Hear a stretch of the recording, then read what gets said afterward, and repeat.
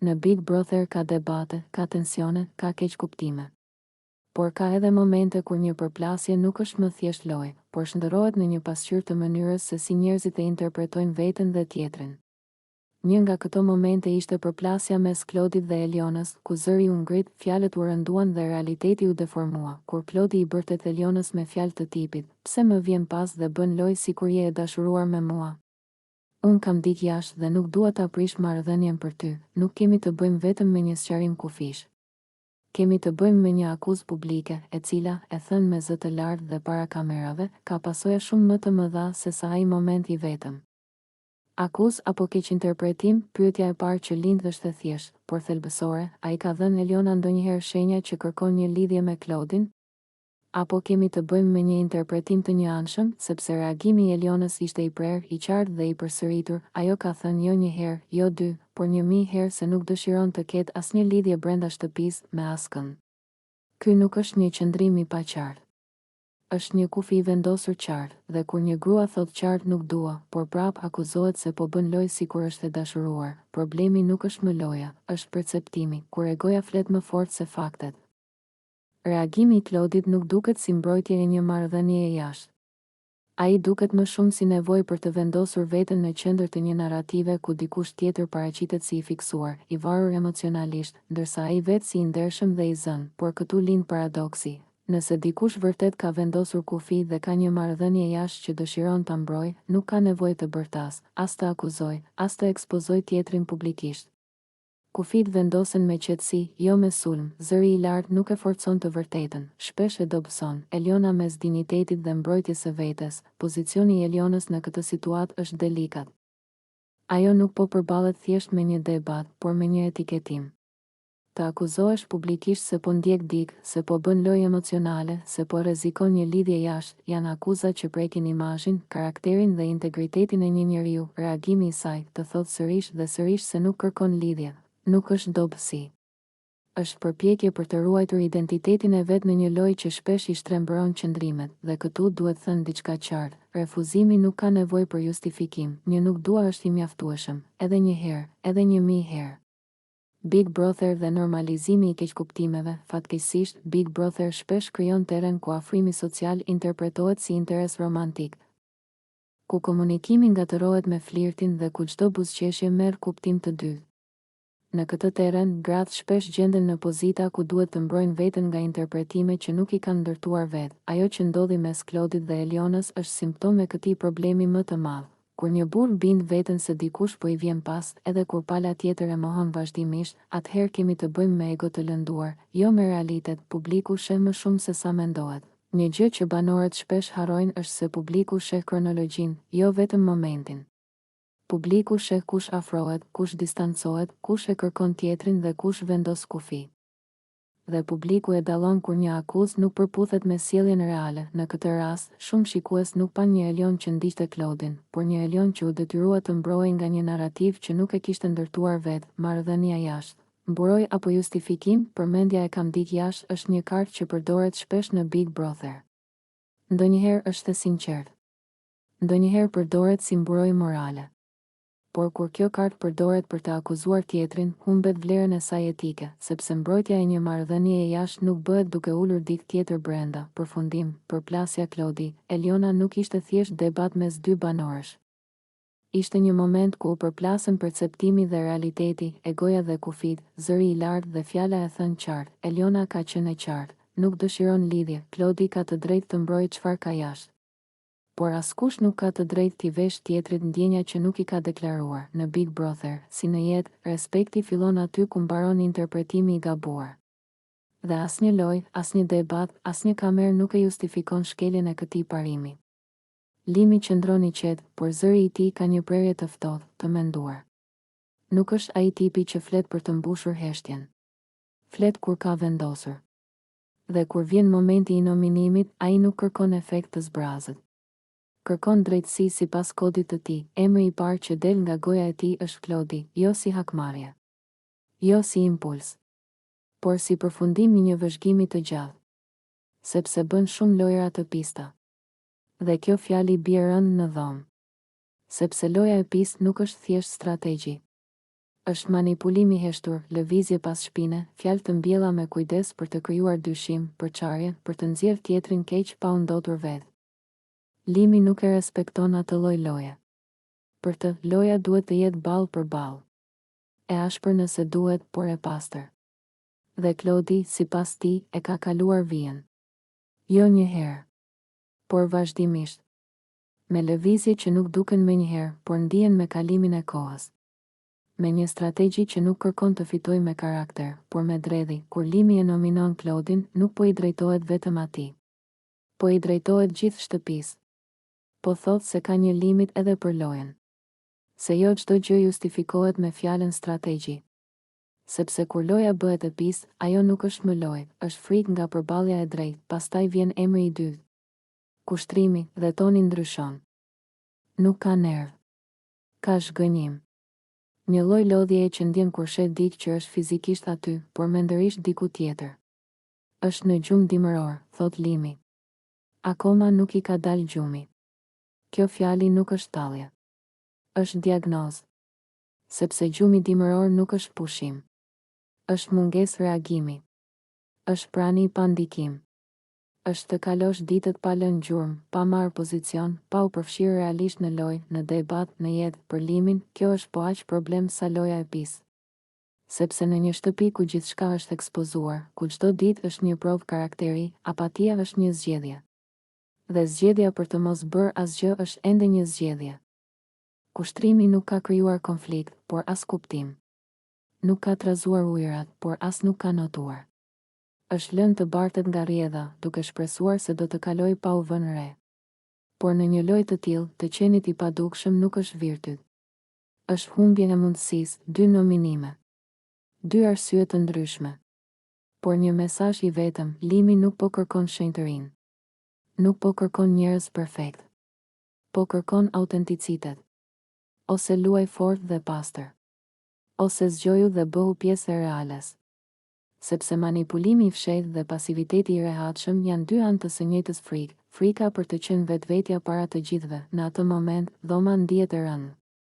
Sepse secili e gjen pak veten në këto fjalë. Disa te Klodi, disa te kushtrimi, disa në mes.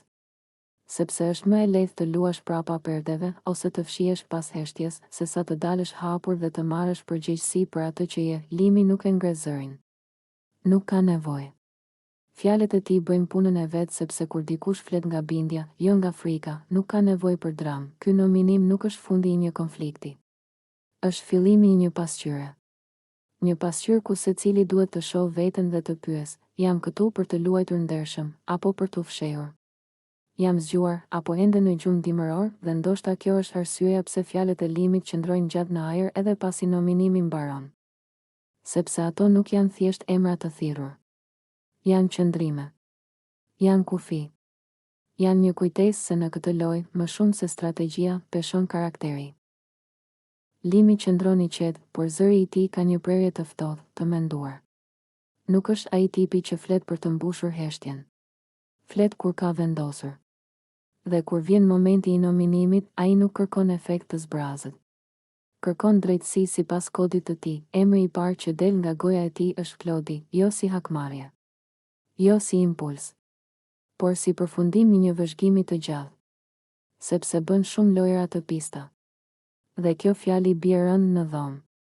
Sepse loja e pistë nuk është thjesht strategji. Është manipulimi heshtur, lëvizje pas shpine, fjalë të mbjella me kujdes për të krijuar dyshim, përçarje, për të nxjerrë tjetrin keq pa u ndotur vetë. Limi nuk e respekton atë lloj loje. Për të, loja duhet të jetë ballë për ballë. E ashpër nëse duhet, por e pastër. Dhe Klodi, sipas tij, e ka kaluar vijën. Jo një herë, por vazhdimisht. Me lëvizje që nuk duken menjëherë, por ndihen me kalimin e kohës. Me një strategji që nuk kërkon të fitojë me karakter, por me dredhi. Kur Limi e nominon Klodin, nuk po i drejtohet vetëm atij, po i drejtohet gjithë shtëpisë. Po thotë se ka një limit edhe për lojën. Se jo çdo gjë justifikohet me fjalën strategji. Sepse kur loja bëhet e pistë, ajo nuk është më lojë, është frikë nga përballja e drejtë, pastaj vjen emri i dytë. Kushtrimi dhe toni ndryshon. Nuk ka nerv. Ka zhgënjim. Një lloj lodhjeje që ndjen kur shet diçka që është fizikisht aty, por mendërisht diku tjetër. Është në gjumë dimëror, thot Limi. Akoma nuk i ka dalë gjumi. Kjo fjali nuk është tallje. Është diagnozë. Sepse gjumi dimëror nuk është pushim. Është mungesë reagimi. Është prani pa ndikim. Është të kalosh ditët pa lënë gjurmë, pa marrë pozicion, pa u përfshirë realisht në lojë, në debat, në jetë. Për Limin, kjo është po aq problem sa loja e pisë. Sepse në një shtëpi ku gjithçka është ekspozuar, ku çdo ditë është një provë karakteri, apatia është një zgjedhje. Dhe zgjedhja për të mos bërë asgjë është ende një zgjedhje. Kushtrimi nuk ka krijuar konflikt, por as kuptim. Nuk ka trazuar ujërat, por as nuk ka notuar.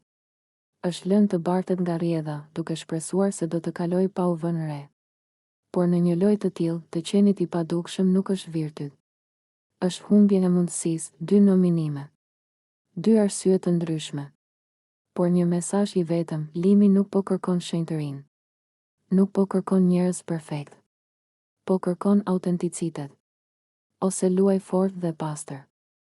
Ose zgjoju dhe bëhu pjesë e reales. Sepse manipulimi i fshehtë dhe pasiviteti i rehatshëm janë dy anë të së njëjtës frikë, frika për të qenë vetvetja para të gjithëve. Në atë moment, dhoma ndihet e rëndë. Sepse secili e gjen pak veten në këto fjalë. Disa te Klodi, disa te kushtrimi, disa në mes.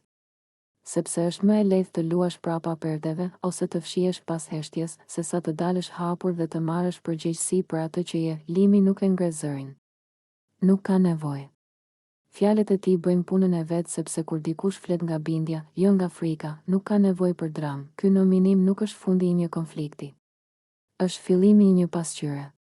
Një pasqyrë ku secili duhet të shohë veten dhe të pyes, jam këtu për të luajtur ndershëm, apo për t'u fshehur? Jam zgjuar, apo ende në gjumë dimëror, dhe ndoshta kjo është arsyeja pse fjalët e Limit qëndrojnë gjatë në ajër edhe pasi nominimi mbaron. Sepse ato nuk janë thjesht emra të thirrur. Janë qëndrime. Janë kufi. Janë një kujtesë se në këtë lojë, më shumë se strategjia, peshon karakteri. Përplasja mes Benitës dhe Albës nuk ishte thjesht një sherr. Ishte një moment ku fjalët u përdorën për të ulur, për të kontrolluar, për të përcaktuar vlerën e tjetrit. Dhe në Big Brother Kosova, ku çdo fjalë transmetohet, këto momente nuk mbeten personale, ato bëhen kolektive. Benita foli me një ton që nuk kërkonte debat. Ajo kërkonte dominim. Ti, Alba, me bën mua sikur diçka je, i tha. Dhe pastaj fjalia që është ndëroi konfliktin në akt gjykimi. Ti ndëron me shkujt si me ndëru këpucët. Kjo nuk ishte kritikë e një sjelljeje të vetme. Ishte etiketë. Dhe etiketat janë armët më të rrezikshme në një ambient ku imazhi është gjithçka. Sepse një etiket nuk të sulmon për atë që bën, por për atë që supozohet se je. Eseja e këtij momenti nuk është vetëm për Albën. Është për mënyrën se si gratë gjykohen më ashpër për zgjedhjet emocionale sesa burrat. Në Big Brother, një burr që ndëron afrime quhet strateg. Një grua që bën të njëjtën gjë quhet e paqëndrueshme. Ky standard i dy fish nuk u shpik në shtëpi, ai u soll nga jashtë. Alba e mori fjalin si goditje, jo sepse ishte e papërgatitur për konflikt, por sepse e dinte peshën që ajo fjali do të kishte jashtë. Ajo nuk po mbrojej vetëm nga Benita, po mbrojej nga publiku që gjykon shpejt, që nuk sheh procesin emocional. Por vetëm përfundimin, Benita, nga ana tjetër, nuk foli nga vakumi. Fjalët e saj ishin të mbushura me frustrim, xhelozi, ndoshta edhe ndjenjë konkurrence. Por frustrimi nuk e justifikon gjuhën. Dhe gjuha që ul tjetrin për zgjedhjet e tij intime nuk është thjesht personale, është politike. Sepse përsërit një narrativ të vjetër, që vlera e një gruaje matet me qëndrueshmërinë e saj ndaj burrave. Eseja na fton të ndalemi te pyetja, pse është kaq e lehtë të përdoret seksualiteti i një gruaje si argument kundër saj? Pse ndryshimi i ndjenjave interpretohet si mungesë morali, e jo si proces njerëzor? Alba nuk e mohoi që kishte ndryshuar qëndrime. Por ajo e refuzoi interpretimin. Sepse të ndryshosh mendje nuk është mëkat. Të ndjesh ndryshe me kalimin e kohës nuk është tradhti ndaj vetes. Përkundrazi, është shenjë e vetdijes emocionale. Big Brother Kosova i bën këto dinamika më të dukshme, sepse i përshpejton. Aty ku jashtë një marrëdhënie do të zhvillohej në muaj, brenda ndodh në ditë. Dhe kjo shpejtësi shpesh përdoret kundër grave si provë e paqëndrueshmërisë, ndërsa për burrat shihet si eksperiencë. Benita, duke folur kështu, nuk po e godiste vetëm Albën. Ajo po forconte një narrativ që në fund dëmton të gjitha gratë në shtëpi. Sepse sot është Alba që etiketohet, nesër mund të jetë dikush tjetër. Dhe publiku mëson nga ajo që tolerohet, përplasja nuk u zgjidh. Nuk pati kërkim faljeje të menjëhershme. Sepse fjalë të tilla nuk shlyhen me një më fal. Ato mbeten. Dhe mbeten jo vetëm te ai që i merr, por edhe te ai që i thot. Eseja nuk e shpall Albën të përsosur. Askush nuk është. Por ajo mbron të drejtën për të mos u reduktuar në etiketa. Për të mos u përkufizuar nga numri apo lloji i afrimeve. Për të qenë më shumë se një fjali e hedhur në nerva. Në fund, kjo përplasje na kujton se Big Brother nuk është vetëm lojë strategjie, por arenë ku përballen mendësi. Dhe mendësia që gjykon gratë për zgjedhjet e tyre emocionale është ende e fortë. Ende e zëshme, ende e gatshme të përdor fjalë si thika, por çdo herë që këto fjalë sfidohen, çdo herë që dikush refuzon të ul kokën, hapet një çarje e vogël në atë narrativ. Dhe ndoshta, pikërisht aty, fillon ndryshimi, sepse një grua nuk është këpucë për të ndëruar. Dhe as ndjenja nuk janë krim për të gjykuar.